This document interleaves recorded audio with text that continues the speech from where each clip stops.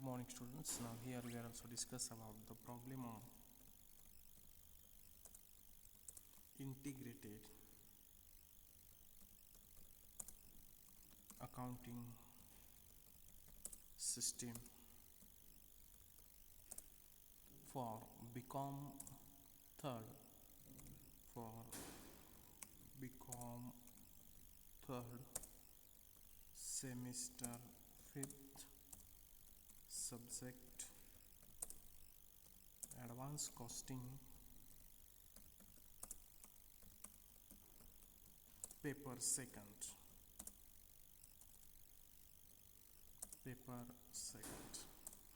विद्यार्थी मित्रांनो, आपण या ठिकाणी आता प्रॉब्लेम पाहणार आहोत. BCom third semester fifth subject advance costing paper second. First of all we are also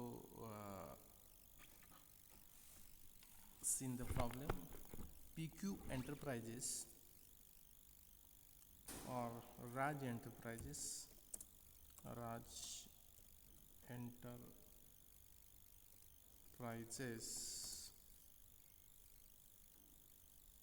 operates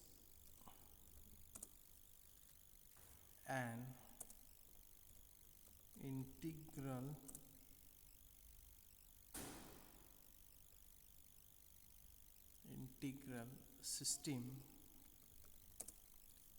system of accounting. You are required to pass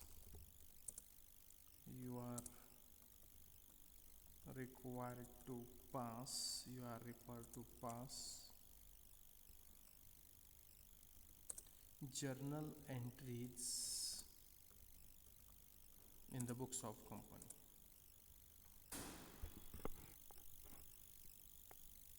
आता इथं आपल्याला काय सांगितलं आहे तर Raj enterprises operates under integral accounting system. Then you are also pass the journal entries relating to that company. आता इथं आपल्याला ट्रान्झॅक्शन दिलेले आहेत. एक नंबरचं ट्रान्झॅक्शन आहे raw material purchased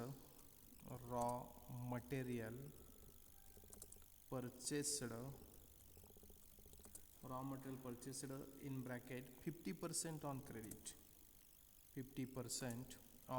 credit, amount rupees 8 lakh रुपयाचं रॉ मटेरियल परचेस केलेलं आहे. ते कसं ऑन क्रेडिट. आता इंटिग्रेटेड अकाउंटिंग सिस्टीम मेथडमध्ये we are also recording the transactions by taking one account is relating to our cost account and second account is relating to our financial account, and therefore we are also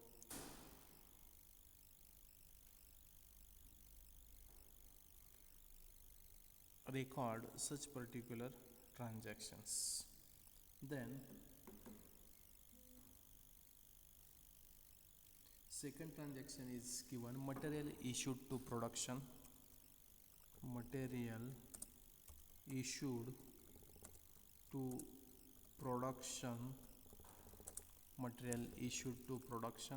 rupees 5 lakh.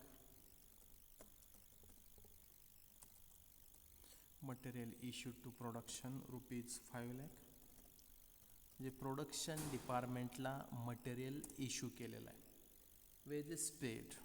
Third transaction is wedges paid in bracket. The wages are also classified into the direct as well as our indirect. 50% are also direct wages. 50% are also direct wages amounted to rupees 2 lakh.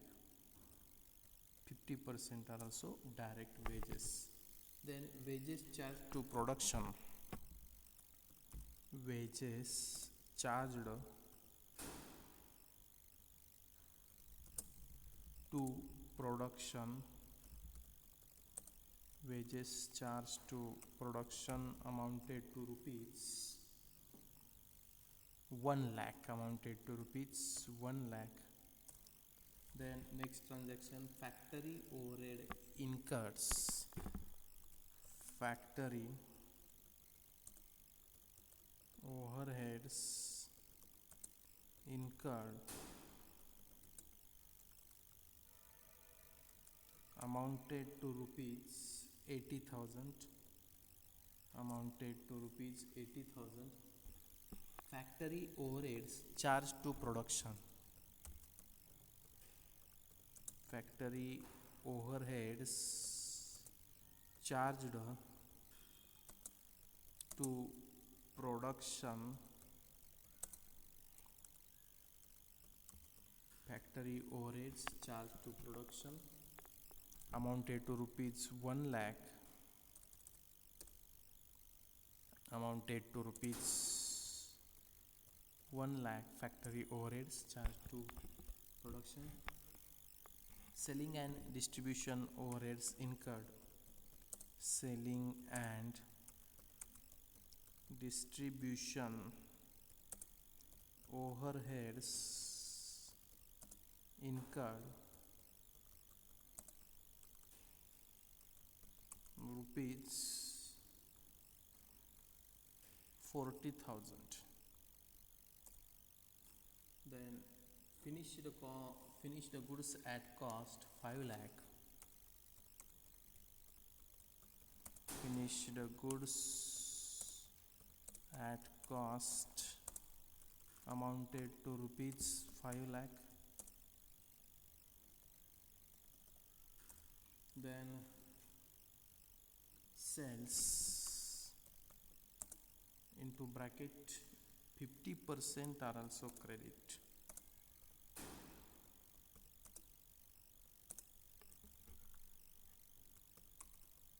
Amounted to rupees 7,50,000. Then closing stock nil.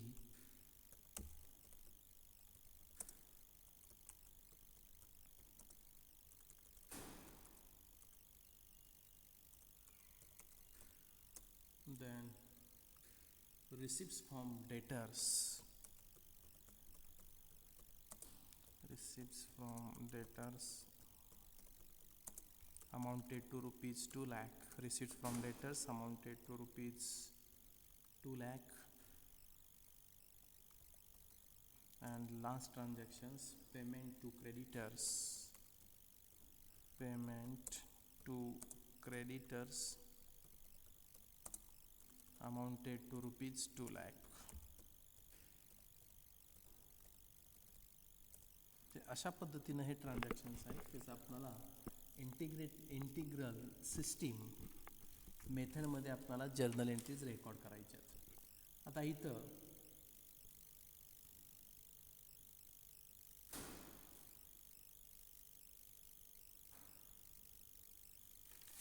पहिली journal entry त्याचं analysis आपण बघणार आहोत.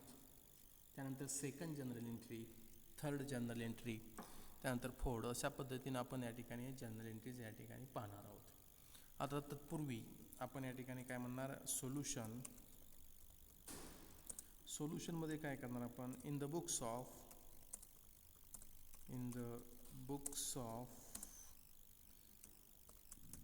राज enterprises journal entries.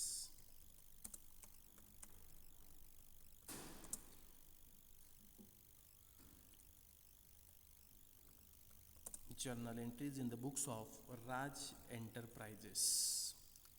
जर राज एंटरप्राइजेसच्या बुक्समध्ये आपण journal entry या ठिकाणी करणार आहोत. त्यामध्ये इन्सर्ट, मग कॉलममध्ये कुठला येणार, तर फर्स्ट कॉलम येईल डेटचा किंवा पर्टिक्युलरचा डेट किंवा सिरियल नंबर, दुसरा column particular, third column debit rupees, fourth column credit rupees.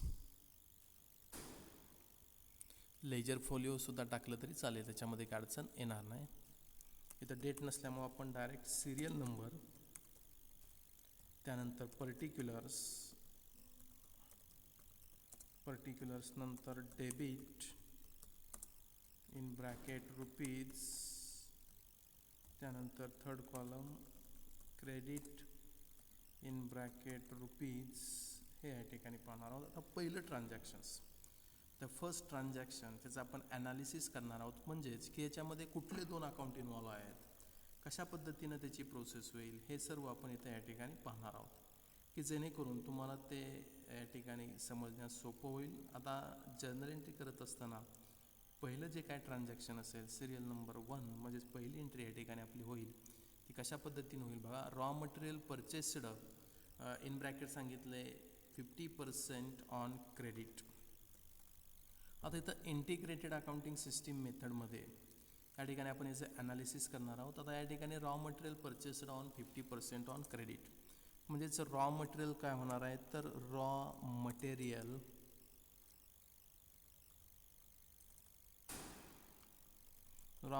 काय होणार आहे, कम्स इन ते कुठे येणार आहे, तर स्टोअरमध्ये. कंपनीचं जे काय स्टोअर असेल त्या स्टोअरमध्ये येणार आहे. स्टोअर म्हणलं की ते कशाशी रिलेटेड आलं, कॉस्ट अकाउंटिंगशी रिलेटेड आलं. आता फायनान्शियल अकाउंटिंगशी रिलेटेड काय असणार आहे, तर फायनान्शियल अकाउंटिंगची 50% क्रेडिट आहे, म्हणजेच 50% काय असणार आहे, रोखीन असणार आहे. 50% ऑन काय असणार आहे, कॅश असेल. अँड 50% रिमेनिंग काय असणार आहे, 50% रिमेनिंग काय असणार आहे, क्रेडिट. म्हणजे इथं फायनान्शियल अकाउंटिंगचे रिलेटेड काय आहे, कॅश अकाउंट आणि सप्लाय काय केलं आहे, परचेस केलेलं आहे मटेरियल, म्हणजे क्रेडिटर्स अकाउंट. म्हणजे काय आलं इथं, कॅश अकाउंट, आणि दुसरं कुठलं आलं, फायनान्शियल अकाउंटिंगचे रिलेटेड क्रेडिटर्स अकाउंट. कुठलं आलं, creditors account, cash account and creditors account. Raw material purchased म्हणजे raw material comes in stores, ते कॉस्ट अकाउंटिंगशी रिलेटेड आहे. दुसरं आपण फायनान्शियल अकाउंटिंगशी इन्व्हॉल्व असणारे जे काय अकाउंट असतील त्यामध्ये दोन आहेत, एक कॅश आणि दुसरं क्रेडिटर. मग ह्याची एंट्री करत असताना एंट्री काय करावं लागेल, तर मटेरियल कम्स इन कुठे येतं, स्टोअरमध्ये. म्हणजे एंट्री होताना काय होणार आहे, store ledger control account debit to cash oblique bank account and to sundry creditors account. Narration being किंवा मटेरियल परचेस्ड 50% ऑन क्रेडिट. अशा पद्धतीनं त्याची या ठिकाणी एंट्री होईल. याच्यामध्ये कोणाला डाऊट नसावा. म्हणजेच काय या ठिकाणी material purchased on credit, material purchase 50% क्रेडिटवर आहे, म्हणजे 50% काय असणार आहे, रोखीनं. मटेरियल परचेस केलं म्हणजे ते कुठे येणार आहे, तर कॉस्ट अकाउंटिंगमध्ये येणार आहे. म्हणजेच काय या ठिकाणी सांगण्याचं तात्पर्य काय, तर कॉस्ट अकाउंटिंगमध्ये या ठिकाणी मटेरियलचे रिलेटेड कॉस्ट अकाउंटिंगमध्ये आपण काय करतोय, कॉस्ट फाइंड आउट करतोय. म्हणजे ते मटेरियल कुठे येणार आहे, तर स्टोअरमध्ये येणार आहे. मग ती जी काय store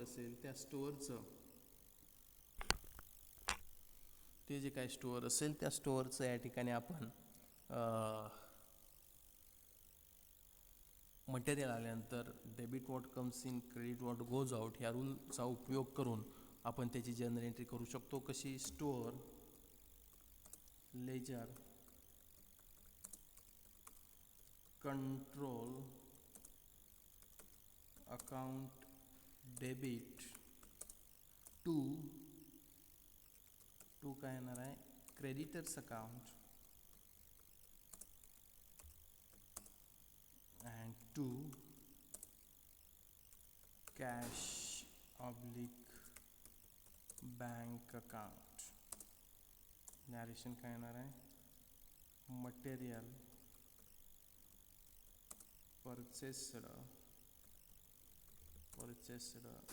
50% on credit, remaining is also on cash. म्हणजे 50% म्हणजे डेबिटला या ठिकाणी मटेरियल जेवढं आलं असेल तेवढी अमाऊंट येईल, 8 लाख रुपीज. क्रेडिटला घेताना क्रेडिटर्सला किती येणार आहे, 4 लाख येईल, आणि कॅशला सुद्धा किती येईल, 4 लाख, 4 लाख रुपयेसुद्धा कॅशला अमाऊंट येईल. म्हणजे अशा पद्धतीनं हे 8 लाखाचं हे डिवायडेशन झाल्याचं आपणास पाहावयास मिळतं. दुसरी जर्नल एंट्री त्याचं आपण analysis, material issued to production ₹5 lakh. Material issued to production म्हणजेच या ठिकाणी material goes from and material comes in, असं जर आपण विचार केला तर त्याच्यामध्ये काय होईल बघा. तर आता या ठिकाणी मटेरियल इश्यूड टू प्रोडक्शन त्यामध्ये काय, तर याच्यामध्ये एक मटेरियल गोज फ्रॉम, कुठून जाणार आहे ते स्टोअर, अँड मटेरियल कुठं जाणार आहे कम्स इन, कुठे येणार आहे मटेरियल कम्स इन प्रोडक्शन म्हणजे कुठं असणार आहे वर्क इन प्रोसेसमध्ये, वर्क इन प्रोसेसमध्ये ते मटेरियल काय होणार आहे कम्स इन होणार आहे, म्हणजेच goes out from stores and comes in to the work in process. म्हणजे इथं कुठंही फायनान्सचा उल्लेख नाही, फक्त मटेरियल काय केलं आहे इश्यूड टू प्रोडक्शन, आणि त्याची एंट्री होत असताना इंटिग्रेटेड अकाउंटिंग सिस्टीममध्ये काय होणार आहे work in process control account debit, work in process control account debit to material goes from, कुठून गेलेलं आहे स्टोअरमधून, to store ledger control account. क्रेडिटला काय येणार आहे to store ledger control account. म्हणजे अशा पद्धतीनं ही एंट्री झाली. Material issued to production, amount आहे 5 लाख, म्हणजे स्टोअरमधून मटेरियल गोज आउट म्हणून ते स्टोअर लेजर कंट्रोल अकाउंट आलं क्रेडिटला. Material comes in work in process म्हणून वर्क इन प्रोसेस ते आलं डेबिटला. मग आता नॅरेशन काय होणार material issued to production, material issued to production. Then third transaction, तिसरं ट्रान्झॅक्शन काय त्याचं आपण ॲनालिसिस करूयात. Wages paid 50% direct and remaining are also 50% काय असणार आहे इनडायरेक्ट. आता वेजेसचं क्लासिफिकेशन करत असताना इनडायरेक्ट वेजेस असतील तर ते जाईल आपलं फॅक्टरी ओव्हरहेड्सला, आणि डायरेक्ट वेजेस असतील तर ते या ठिकाणी डायरेक्ट वेजेस हे तुमचं वेजेस कंट्रोल अकाउंटला या ठिकाणी जाईल. म्हणजेच एंट्री करत असताना पहिल्यांदा या ठिकाणी काय तर वेजेस पेड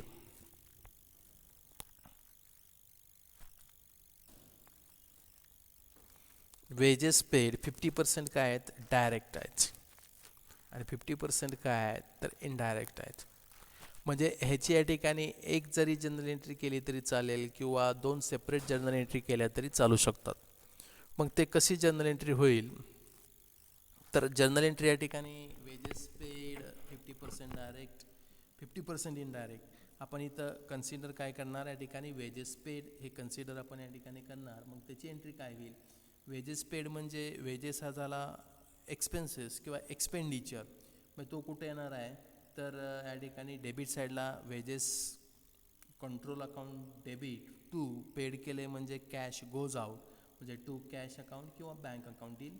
म्हणजेच या ठिकाणी एंट्री करत असताना आपण डायरेक्ट या ठिकाणी एंट्री काय करणार wages control account debit wages control account debit to cash account wages control account debit to cash account. नॅरेशनमध्ये वेजेस पेड 50% काय इनडायरेक्ट किंवा डायरेक्ट 50% काय ते डायरेक्ट आहेत जेणेकरून आपल्याला समजण्यास मदत होईल. अमाऊंट कॉलममध्ये अमाऊंटला 2 लाख वेजेस पेड म्हणजे एक अकाउंट आहे कॉस्ट अकाउंटिंगशी रिलेटेड म्हणजेच वेजेस अकाउंट आणि दुसरं कॅश अकाउंट हे फायनान्शियल अकाउंटिंगशी रिलेटेड आहे. म्हणजे एंट्री होताना wages control account debit to cash account. पुढचं आता या ठिकाणी पुढचं wages charge to production 1 lakh. तर वेजेस चार्ज टू प्रोडक्शन हे तर चार्ज केलेलं आहे. वेजेस चार्ज टू प्रोडक्शन इथं कॅश पेड केली का कॅश पेड केलेलं नाही. म्हणजेच कॉस्टिंग प्रॉफिट अँड लॉस अकाउंटच्या पॉईंट ऑफ व्ह्यूनं वेजेस चार्ज टू प्रोडक्शन कुठल्या डिपार्टमेंटचं वेजेस आहे ते समजण्यासाठी ते चार्ज केलेलं आहे. म्हणजे एंट्री काय होणार तर एंट्री या ठिकाणी होत असताना आता प्रोडक्शन कुठं चालतं तर या ठिकाणी प्रोडक्शनमध्येच काय होतं तर वर्क इन प्रोसेस म्हणजेच काय होतं वर्क इन प्रोसेस चार्ज करत असताना ह्याची या ठिकाणी एंट्री चार्ज करायचं म्हणजे काय तर त्या पर्टिक्युलर प्रोसेसला डेबिट द्यावं लागेल आणि क्रेडिट काय होईल वेजेस कंट्रोल अकाउंट. म्हणजे एंट्री होताना काय होणार आता चार्ज करतो म्हणजे काय, तर तो एक्सपेंडिचर त्या पर्टिक्युलर स्पेसिफिक डिपार्टमेंटला दाखवायचा. म्हणजे प्रोडक्शन डिपार्टमध्ये काय होतं, तर वर्क इन प्रोसेस, म्हणजे वर्क इन प्रोसेसचा तो आपल्याला एक्झॅक्ट कॉस्ट समजेल, फॅक्टरीची एक्झॅक्ट कॉस्ट समजेल, ऑफिस ओव्हरहेडची एक्झॅक्ट कॉस्ट समजेल, सेलिंग अँड डिस्ट्रीब्युशनची एक्झॅक्ट कॉस्ट समजेल. म्हणून तो खर्च त्या पर्टिक्युलर किंवा स्पेसिफिक डिपार्टमेंट असेल त्या डिपार्टमेंटला चार्ज करायचा. मग याची एंट्री कशी होणार आहे,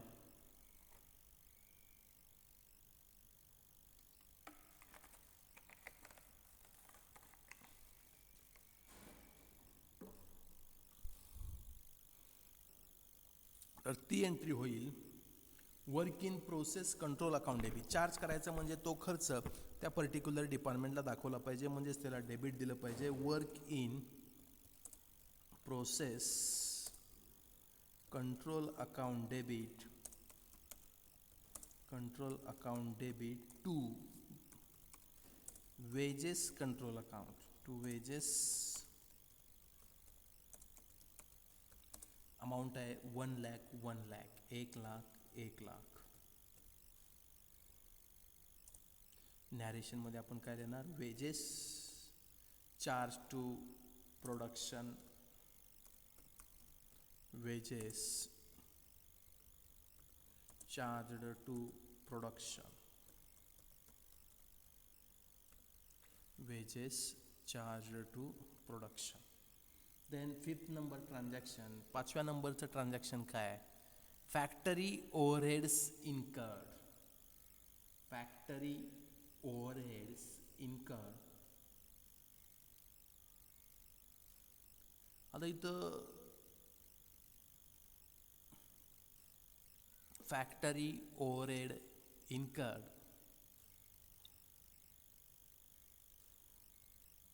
इनकर्ड म्हणजेच काय, तर खर्च झालेले असतील, पेड केलेले असतील, किंवा फॅक्टरीमध्ये तो खर्च झालेला असेल. मग याच्याशी रिलेटेड काय करावं लागेल, कशी एंट्री आपण करणार.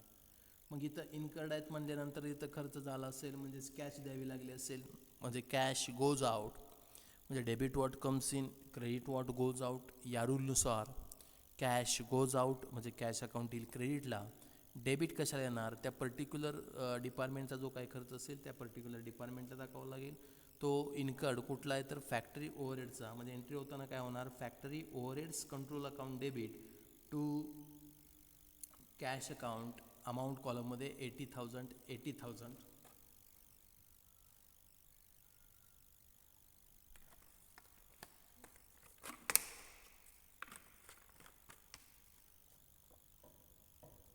म्हणजे एंट्री होईल काय, एंट्री होईल, एंट्री काय होणार आहे, तर factory overheads control account debit, factory overheads control account debit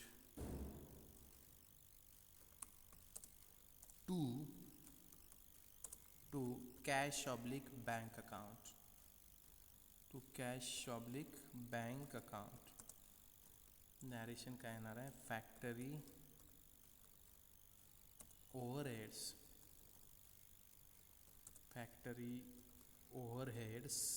incurred, factory overheads incurred. Amount कॉलममध्ये 80,000, 80,000. Then 6th number transactions we are also discuss here. 6व्या नंबरचं ट्रान्झॅक्शन इथं आपण या ठिकाणी पाहतोय. 6 नंबर ट्रान्झॅक्शन्स काय आहे, तर ते आपण बघूयात.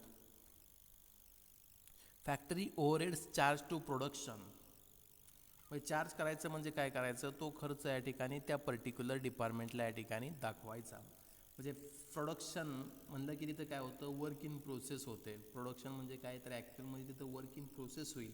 आणि फॅक्टरी ओव्हरहेड्सचं जे काय असेल ते या ठिकाणी चार्ज केले प्रोडक्शनला. म्हणजे त्याची एंट्री काय होणार आहे, तर work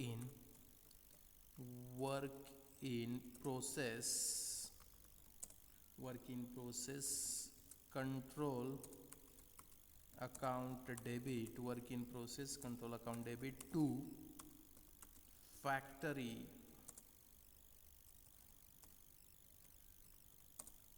factory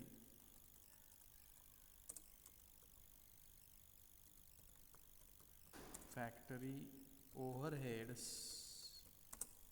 control account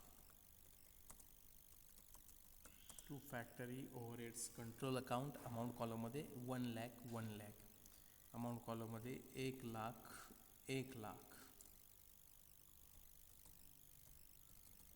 narration येणार काय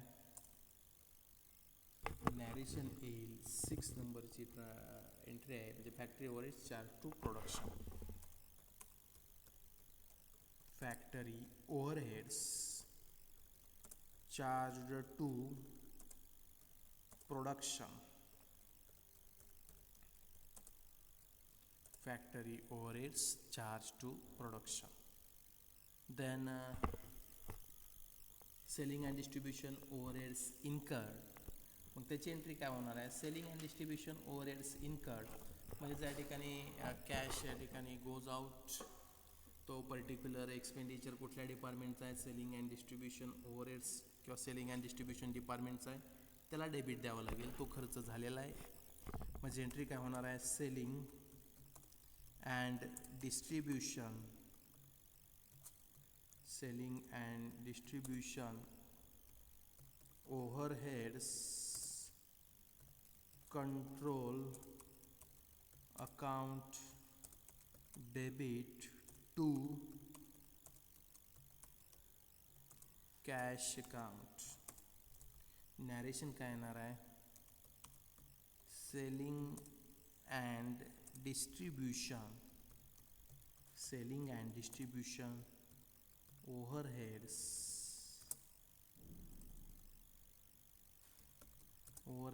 incurred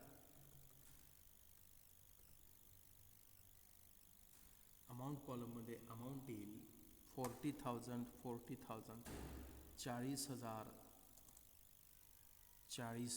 40,000 40,000 then next 8 नंबरची एंट्री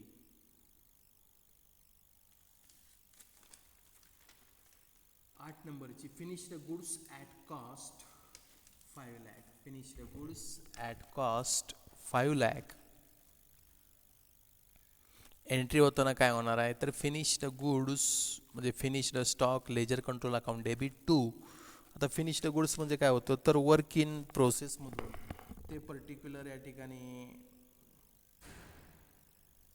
मटेरियल असेल ते मटेरियलचं रूपांतर हे कशामध्ये होतं तर त्या मटेरियलचं रूपांतर फिनिश्ड स्टॉकमध्ये या ठिकाणी होत असतं मग आता फिनिश्ड स्टॉकमध्ये त्याचं रूपांतर या ठिकाणी होणार आहे म्हणजेच काय करावं लागेल तर एंट्री करताना कशी एंट्री करावी लागेल हा एक सर्वात महत्त्वाचा मुद्दा आहे मग ती एंट्री करत असताना काय होणार आहे तर वर्क इन प्रोसेस असेल ते वर्क इन प्रोसेस पूर्ण झाल्यानंतर त्याचं रूपांतर होतं फिनिश्ड स्टॉकमध्ये म्हणजेच या ठिकाणी ते ट्रान्झॅक्शनचं आपल्याला ॲनालिसिस बघावं लागेल कुठलं आहे 7 नंबर का 8 नंबरचं transaction finished goods at cost finished goods कधी होतं आहे तर ज्यावेळेस तुमचं काय होईल वर्क इन प्रोसेस कंप्लीट होईल बघा work in process is completed then finished goods is that means the finished goods is available किंवा finished goods is ready for the sales असं आपण म्हणूयात finished work in process complete झाल्यानंतर ते convert कशामध्ये होणार आहे then these are converted into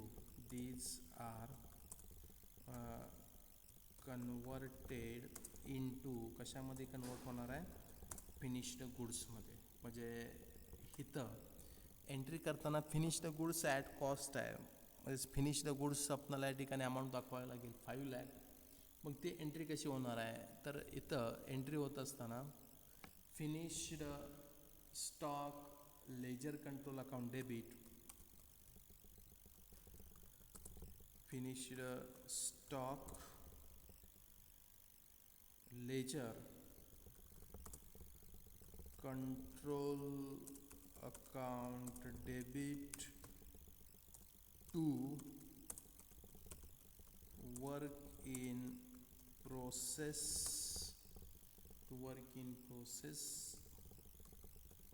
control account.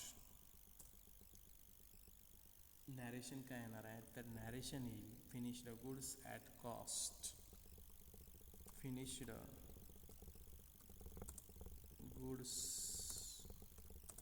At cost. Amount कॉलममध्ये अमाऊंट 5 लाख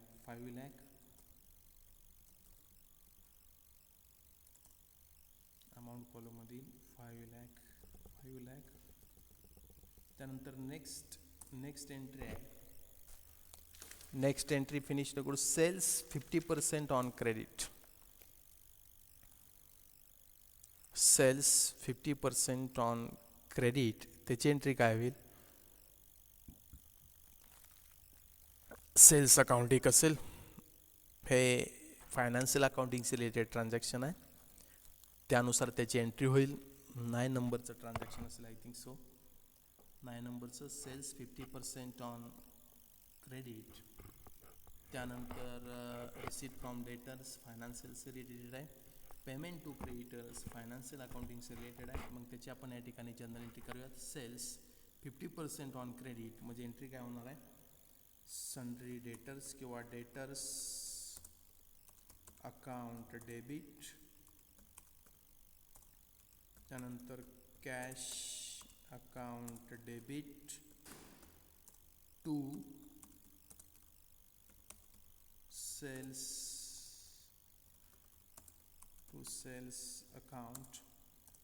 नॅरेशन काय येणार आहे, सेल्स ॲट 50%, सेल 50% काय ते क्रेडिट. मग अमाऊंट कॉलममध्ये टोटल सेलची अमाऊंट किती आहे तर 7,50,000 मध्ये 50% म्हणजे 3 लाख आय थिंक सो 75,000 येईल.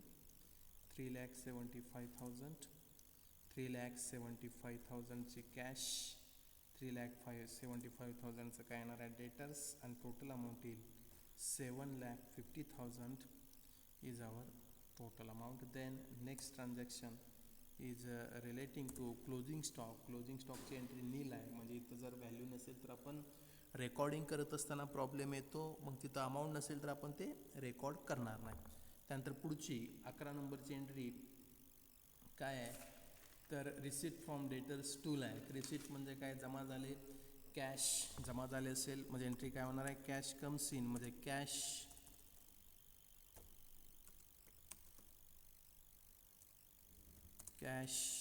Account debit to debtors account, cash account debit to debtors account. Amount 2 lakh 2 lakh amount या ठिकाणी जमा झालेलं आहे. म्हणजे रिसिप्ट फ्रॉम डेटर्स म्हणजे 2 लाख रुपये डेटर्सकडून जमा झालेले आहेत. म्हणजे नॅरेशन काय येणार आहे, receipt from debtors. And last transaction आहे आपलं पेमेंट टू क्रेडिटर्स म्हणजे एंट्री काय होणार आहे, creditors account debit to cash account. Amount 2 lakh 2 lakh 2 lakh. And last transaction आपण हे केलेलं आहे, payment to creditors and last one is total. Last column काय असेल आपला शेवटचा टोटल. या सगळ्यांची टोटल टोटल या ठिकाणी आपण करूया. टोटल किती येते पाहूयात. टोटल या ठिकाणी येते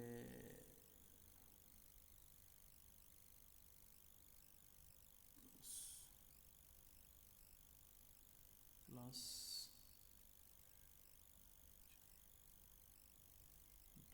20